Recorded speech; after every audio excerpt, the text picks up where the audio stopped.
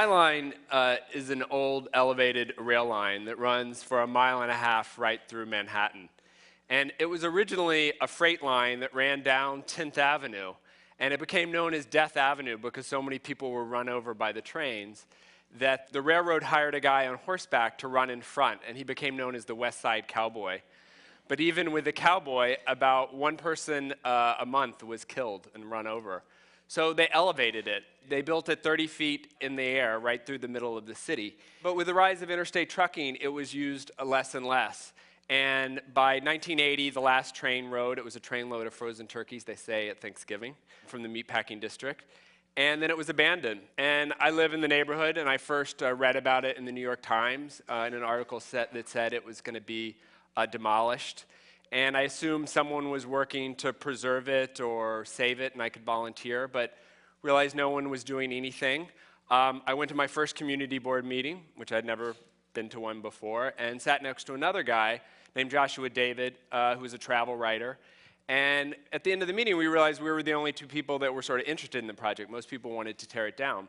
So we exchanged business cards, and we kept calling each other and decided to start this organization, Friends of the High Line. And the goal at first was just saving it from demolition. But then we also wanted to figure out what we could do with it. And what first attracted me or interested me was this view from the street, which is this steel structure, sort of rusty, this industrial relic. But when I went up on top, it was 1.5 miles of wildflowers running right through the middle of Manhattan, with views of the Empire State Building and the Statue of Liberty and the Hudson River. And that's really where we started the idea of coalesced around, let's make this a park and let's have it be sort of inspired by this wildscape. At the time, there was a lot of opposition. Mayor Giuliani wanted to tear it down. I'm going to fast forward through a lot of lawsuits and a lot of sort of community engagement. Mayor Bloomberg came in office. He was very supportive, but we still had to make the economic case. This was after 9/11. The city was in tough times. So we commissioned an economic feasibility study to try to make the case. And it turns out we got those numbers wrong. We thought it would cost $100 million to build. So far, it's cost about $150 million. And the main case was this is going to make good economic sense for the city. So we said over a 20-year time period, the value to the city in increased property values and increased taxes would be about $250 million. That was enough. It really got the city behind it. It turns out we were wrong on that. Now people estimate it's created about $500 million, or will create about $500 million in tax revenues for the city. We did a design competition, selected a design team. We worked with them to really create a design that was inspired by that sort of wildscape. There's 3 sections. We opened the first section in 2009.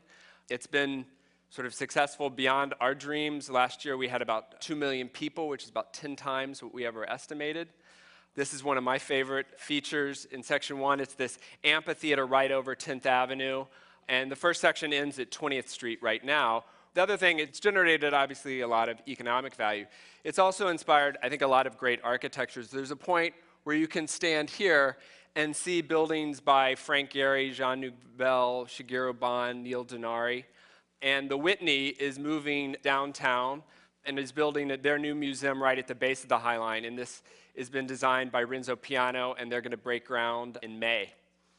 And we've already started construction on section 2. This is one of my favorite features, this flyover where you're 8 feet off the surface of the High Line, running through a canopy of trees. The High Line used to be covered in billboards, and so we've sort of taken a playful take where instead of framing advertisement, it's going to frame people and views of the city. This was just installed last month. And then the last section, it was going to go around the rail yards, which is the largest undeveloped site in Manhattan. And the city has planned, for better or for worse, a 12 million square feet of development that the High Line is going to ring around. But what really I think makes the High Line special is the people. And honestly, even though I love the designs that we were building, I was always frightened that I wouldn't really love it because I fell in love with that wildscape and how could you recreate that magic.